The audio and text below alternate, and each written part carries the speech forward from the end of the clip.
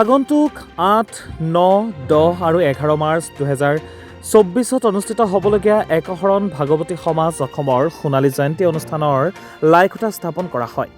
মৰিগাঁৱৰ পূব জালুগুটিৰ পৰুষোত্তম আটা সত্ৰত অনুষ্ঠিত হ'ব লগা এই লাইখুঁটা স্থাপন অনুষ্ঠানত উপস্থিত থাকি লাইখুঁটা স্থাপন কৰে সমাজৰ সচিব প্ৰধান জ্যোতিপ্ৰসাদ দাসে।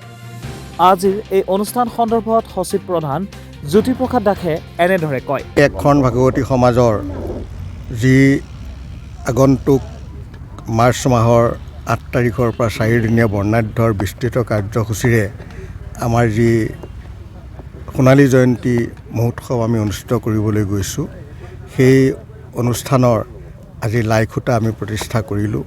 অসমৰ বিভিন্ন জিলাৰ পৰা প্ৰতিনিধিত্বমূলকভাৱে ভকতসকল আহি এই অনুষ্ঠান কৰিলেহি।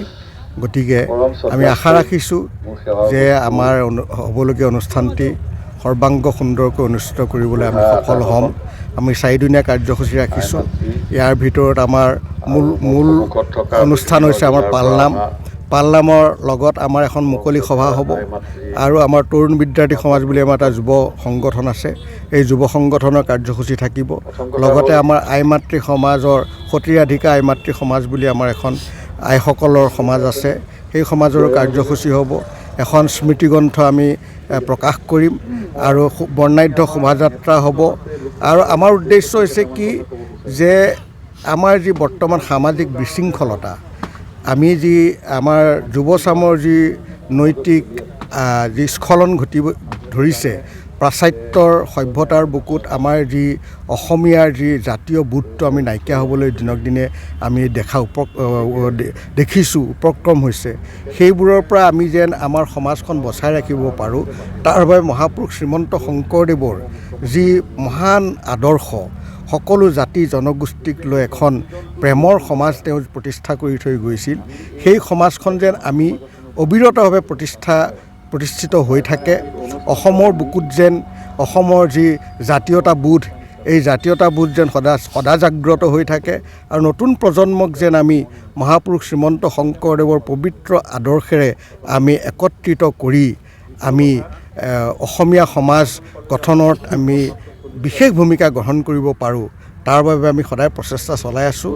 আৰু সোণালী জয়ন্তী বৰ্ষৰো তাৰে এটা প্ৰতিফলন হ'ব।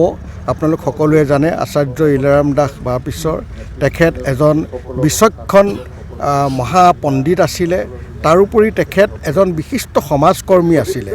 তেখেতে সমাজকৰ্মী হিচাপে অসমৰ বিভিন্ন প্ৰান্তলৈ গৈ এজন ব্যক্তিক কেনেকৈ পবিত্ৰ জীৱন ধাৰণ কৰিব পাৰে তাৰ ওপৰত তেখেতে শিক্ষা দিছিলে। সেই সমগ্ৰ শিক্ষা আমি এতিয়া নতুন প্ৰজন্মৰ মাজলৈ আগুৱাই লৈ যোৱাটো আমাৰ প্ৰধান দায়িত্ব আৰু তাৰে এটা পদক্ষেপ হ'ব আমাৰ সোণালী জয়ন্তী। আৰু সেই সোণালী জয়ন্তীত আপোনালোক সকলোৰে মৰিগাঁৱৰ বিশেষকৈ সংবাদ মাধ্যমৰ মই বিশেষ তেওঁলোকৰ যি সহায় বিচাৰিছোঁ।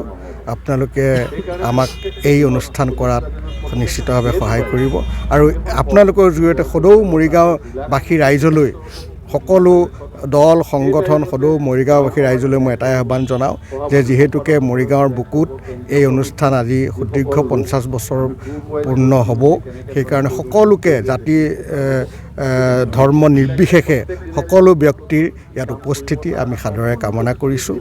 আৰু ইয়াকে কৈ মই আমাৰ সোণালী জয়ন্তীৰ সফলতা কামনা কৰি মোৰ ক'বলগীয়াখিনি সামৰিছোঁ। জয় জগতগুৰু শ্ৰীমন্ত